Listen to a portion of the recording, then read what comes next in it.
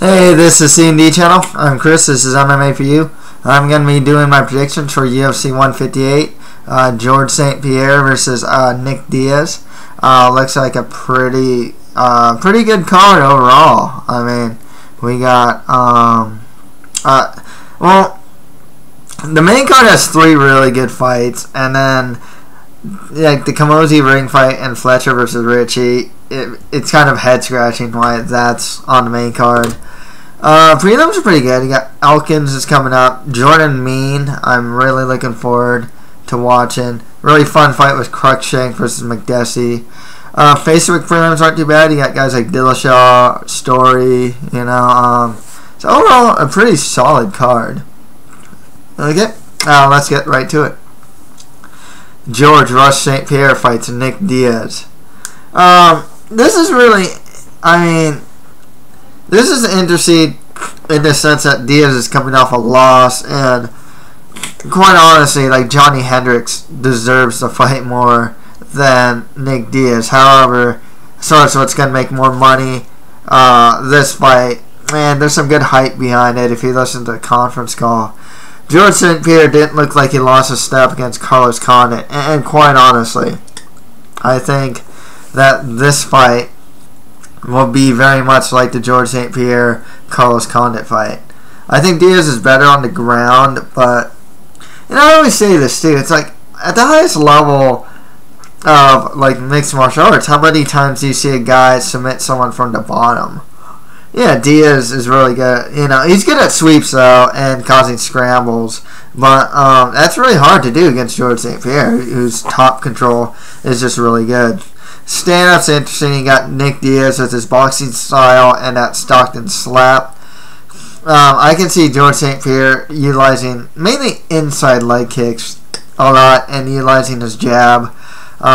Nick Diaz is always pushing forward, which actually gives George St-Pierre a good opportunity to take him down. I think also that St-Pierre is going to be able to take Nick Diaz down almost at will, to be perfectly honest with you.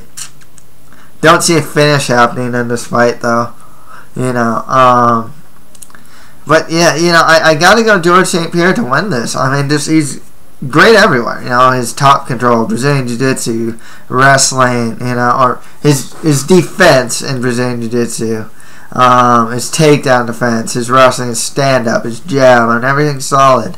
Nick Diaz, good competitor, very interesting boxing style, strong Brazilian Jiu-Jitsu, really good cardio, high output, but I can really see George St-Pierre stifling Nick Diaz's game, so I think George St-Pierre will win this one. Next one after that, Condit fights Johnny Hendricks. This fight can go either way, man. Condit is a tough out for anyone. Trains at Jackson's. The dude's a finisher, man.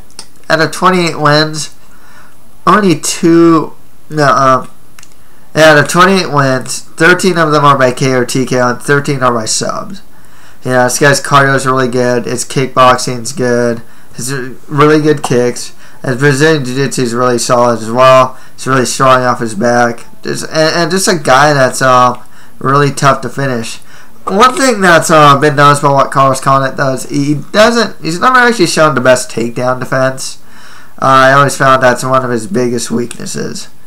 Johnny Hendricks, man, this guy is coming up, and his left hand is like Dan Henderson's right hand. Now, one punch KO power. Knocked out Martin Kampmann and John Fitch with it. 14-1 record, with 8 of those wins being by KO or TKO. He's on a 5-fight win streak against guys like John Fitch, Josh Koscheck, Mike Pierce, TJ Waldberger, and Pierce, Martin Kampmann. He's really coming up, man. Trains at Team Takedown. He was one of the best wrestlers in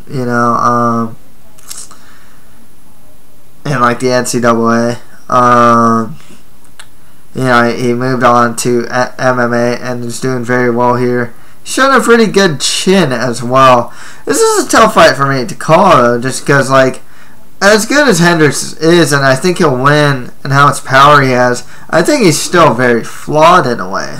If you ever see him throw like left hands, he throws it with his right hand at his waist. You know, I mean, he still doesn't have great technical boxing or anything like that. He has huge power, though. You know, it's not super sloppy per se, but like there's definitely holes in his stand-up. His wrestling, as vaunted as his wrestling game is, I've seen him get taken down. You know, I've seen Hendricks get taken down by like Rick Story, for example. I think Cruickshank or Pierce may have taken him down as well. So I don't think that Carlos Condit's going to take down Johny Hendricks or anything. So, but otherwise, you know, the versatility, you got to give it to Condit, and ground game, overall, like Brazilian Jiu-Jitsu game, got to go to Condit. But Hendricks, definitely, I've just seen more like power from the guy and stronger wrestling. Really tough fight here, but I'm gonna go Johny Hendricks. Next fight after that, tough fight to call here too, as Jake Ellenberger fights Nate Marquardt. Marquardt's taking this fight on short notice. You know, one thing about Marquardt, he's really big for the weight class. He's coming off that loss over Tarek Safadine. This one's going to be really hard to call. You know, he trains at Grudge. He's really experienced. You know, Marquardt, just really well-rounded guy. His wrestling's good. He's a Brazilian Jiu-Jitsu black belt. His kickboxing is solid as well. And he can throw some pretty crazy combos when he's on it. Whether it's against, like, Wilson Govea or if it's against, like, Tyron Woodley. You know? With Ellenberger, you know, he's got some power in his hands too. 17 of his wins are by KO or TKO. He's training at Rain. You know, he does have one punch KO power and some pretty solid wrestling himself.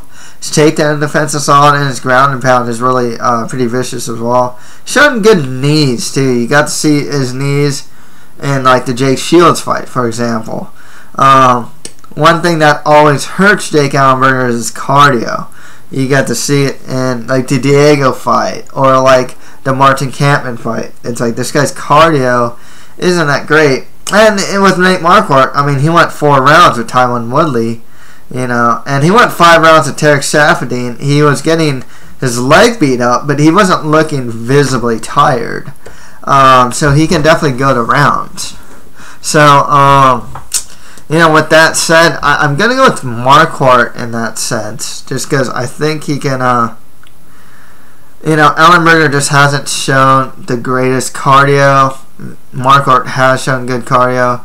Marquardt's pretty well-rounded. One thing that does give me cause for concern with Marquardt is he does get dropped. Teles Leites dropped the guy. Tyron Woodley over and right managed to drop the guy. I mean, Tarek Safadine wobbled the guy. So and Jake Ellenberger hits really hard. So as much as I think Nate Marquardt might win, and you know, this fight can go either way because Ellenberger's no joke. I mean, Ellenberger can go for more of a wrestling approach to this fight. Never know how that turns out. You know, Ellenberger, though, you know, he gets hit too, but not as much of like Marquardt. You know, I'm not saying he has like terrible stand-up defense or anything like that. It's actually not too bad. But I have seen him get hit pretty cleanly. So it does give me some cause for concern here. But overall, I think that Marquardt has a well-rounded skill set, better cardio, big for a weight class. I think he's going to take this one. Okay, next fight after that, Chris Camozzi fights Nick Ring. You know, I'm not a fan of Camozzi. He's just one of those guys that's good everywhere, but not great anywhere. He is coming off a 3-fight win streak. He's coming off of a good win over Luis Arthur Cane. You know, good stand-up, good Brazilian Jiu-Jitsu, good wrestling, big for the weight class. Nick Ring, you know, 13-1 record. He's 34 years old. He's pretty solid Muay Thai. He's got some good Brazilian Jiu-Jitsu as well. So any losses to Tim Bosch. You know, I'm going to go with Nick Ring here. You know, think he might have the superior stand-up and Brazilian Jiu-Jitsu, to be honest. It's by a very small margin, though. You know, it's not like this huge margin where he's going to outclass him or anything. I think it's a pretty even matchup. But I think Nick Ring has some edges in certain departments in MMA. And next fight after that, Colin Fletcher fights Mike Ricci. Don't know why this is on the main card. Both these guys are coming off losses. You know, with Ricci, he trains at TriStar. He's only 26. He got grinded by Colton Smith. I've seen the guy get knocked out by Pat Curran. Colin Fletcher, freak show. Good Brazilian Jiu-Jitsu. 7 of his 8 wins are by submission. Otherwise, I think I gotta go with Mike Ricci. I think he's just a better, he's gonna have the better stand-up. I think he can handle himself on the ground. You know, yeah, but I'm gonna go with Ricci to win this one. Okay, on to the prelims. Okay, Bobby Voelker fights Patrick Cote. This one's really tough for me to call, actually. Cote, I mean, he's a good fighter. He's making his first cut to 170, which gives me cause for concern. At his, you know, at Cote's best, you know, he has good stand-up, one-punch knockout power, and a strong chin. I gotta wonder about his chin when he fought Alessio Sakara's last fight, man. The guy got dropped. I mean, he ended up wanting to fight by disqualification, but, you know, he's been in some wars, you know. I mean, the guy is like, what, 32, 33, but in fight years, he's a lot older. Voelker's been around the game for a while as well. 33 years old, 3-fight win streak. It's his first fight in the UFC. One thing about Voelker is the guy's just such a gamer. You know, I mean, he's just a game opponent. Just that type of guy. He's not really great anywhere. He's good. He's kind of like good everywhere, not great anywhere. You know, but he's the type of guy that's always in the fight. I have some concerns here, you know. Cote, he doesn't look.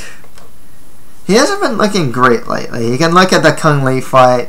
He seems a little less aggressive. I don't know if his chin's holding up very well, and he is making his first cut to 170. That all gives me a lot of cause for concern here. That's why I'm going with Bobby Voelker, a guy that's always in the fight. You know, like I said, good everywhere, just not great anywhere. 15 of his 24 wins though are by KO or TKO. So I mean, you know, I can expect some good stand-up exchanges here. But yeah, I'll go with Bobby Voelker actually to win this one. Okay, next fight after that, Jordan Mein fights Dan Miller. Good test for Mein here. You know, Dan Miller is just a perfect gatekeeper type guy.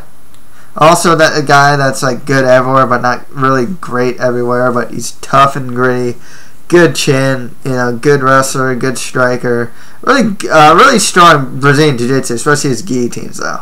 But Jordan Mein, man, I gotta love this guy's kickboxing, man, and his elbows, his use of combinations. I mean, it's all there. You saw in his last fight against Tyler Stinson, he's boxing the guy up, man.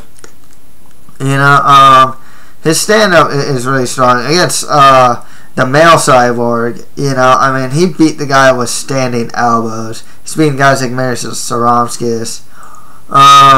And quite honestly, with Jordan Mein, this guy is a prospect to look out for. I've been waiting for him to come into the UFC. His stand-up especially, his kickboxing is really good. His use of combinations is really good as well.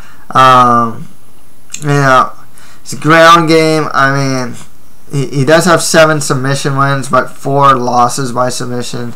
It's not his strongest suit, but he's not weak there either. But yeah, I gotta go Jordan Mein to win this one. Okay, next fight after that, Antonio Carvalho fights Darren Elkins. Elkins is a guy I'm watching out for in featherweight, man. I gotta say, he is big for the weight class. His chin is really good. Saw that against the Diego Brandao fight. I mean, this guy was taking some hard shots and just, you know, still pushing forward. He is relentless about getting the takedowns. some really strong wrestling, some good top control, and he's on a 4-fight win streak. Antonio Carvalho, yeah, he's on a 2-fight win streak. Really strong Brazilian Jiu-Jitsu. One thing that's interesting on his stand-up is that he has really good kicks. You can see that in his last fight against Rodrigo Dam, or his fight before that against Daniel Pineda, where he head kicked him. You know, it's really fast. I mean, the guy he doesn't chamber his kicks. I mean, it's just he throws a kick and it's really fast. But his hands are not good. I mean, he has really awkward boxing but strong kicks and strong Brazilian Jiu-Jitsu. Just an interesting stylistic matchup. But I think Darren Elkins will just play his grinding game, you know. Be relentless about getting those takedowns. Maybe hit some ground and pound. Get some overall good top control. And win that way. Okay, next fight after that. And this one's actually tough for me to call as well. Is Darren Cruickshank fights John Makdessi. I mean, these guys are mirror images of each other. I mean, Darren Cruickshank trains at MASH Fight Team. John Makdessi trains at TriStar. Both of these guys have like a Taekwondo style stand-up. Both use variety of kicks. They're kind of unorthodox. They're ground games. I'd say Cruickshank has a better ground game, and Makdessi doesn't have, but they're not the strongest points for these guys. Makdessi is kind of small for the weight class. One thing I was impressed with Makdessi, though, is his jab against Sam Stout. It's really solid. I really liked what I saw there. This fight should be a lot of fun. Gotta go with Makdessi here. But, Cruickshank, especially if he beat Henry Martinez, man, with those kicks. Man. It's really good stuff. But like I said, John Makdessi's also a strong kicker as well. But yeah, I'm gonna go with Makdessi to win this one. Coming to the Facebook prelims, we have Quinn Mulhern fighting Rick Story. Mulhern's taking this fight on short notice, and it is his first fight in the UFC. He's on a 3-fight win streak.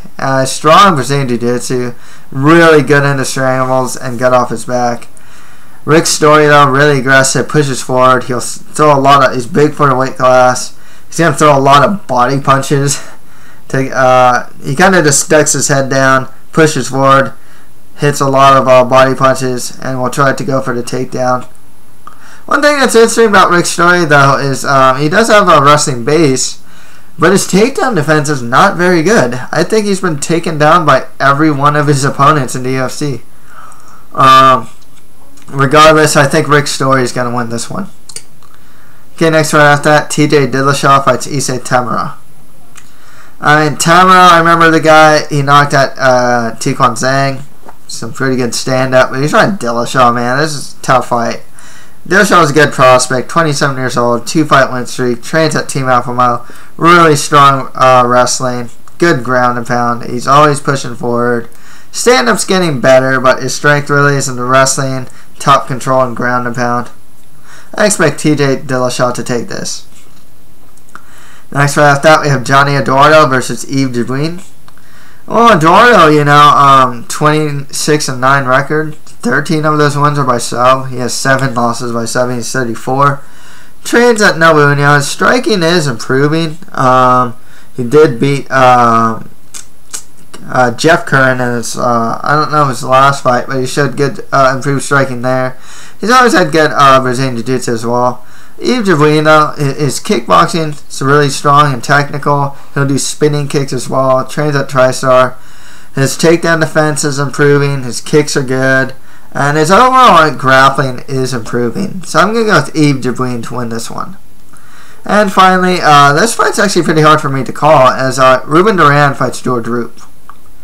Ruben Duran's coming off a loss to Hugo Viana, who's a prospect I'm looking out for. One thing that's really interesting about this fight is that it's at 135, and the last time that George Roop fought at 135 was against Eddie Wineland, and he said that was a terrible weight cut. He's saying that the weight cut now is better, and he's hired a nutritionist. It's really tough to say. George Roop, his kickboxing is pretty solid. You'll see him throw body punches, good kicks. One thing that one problem he's always had is he leaves his chin really high. His overall defense isn't that good. His takedown defense isn't too bad. Tall and lanky guy. He's definitely going to be, one of the taller bantamweights. Ruben Duran, 8-4, record with 1 draw, 3 wins by KO TKO and 4 wins by sub. Stand-up's decent, but man, was that guy getting crushed by Hugo Viana. His Brazilian Jiu-Jitsu is really good, though. I do have my concerns, especially with the cut to 135. It does show a bit of desperation, and there are some defensive holes in both these guys. Roop a little more obvious, though, especially with the way he leaves his chin out. I'm gonna go with Ruben Duran. Wouldn't surprise me though if George Roop wins this one. Okay, let's go recap. On the main card, I have George St-Pierre beating Nick Diaz, Johnny Hendricks beating Carlos Condit, Nate Marquardt beating Jake Ellenberger, Nick Ring beating Chris Camozzi, Mike Ricci beating Colin Fletcher. On the FX prelims, I got Bobby Voelker beating Patrick Cote, Jordan Mean beating Dan Miller, Darren Elkins beating Antonio Carvalho, and John Makdessi beating Darren Cruickshank. On the Facebook prelims, I have Rick Story beating Quinn Mulhern, TJ Dillashaw beating vsTamura, Yves Dubuin beating Johnny Eduardo, and Ruben Duran beating George Roop. Okay, that's pretty much it for my predictions for UFC 158. If you guys have any comments, just leave them below. That's it for MMA for you. Thank you guys very much.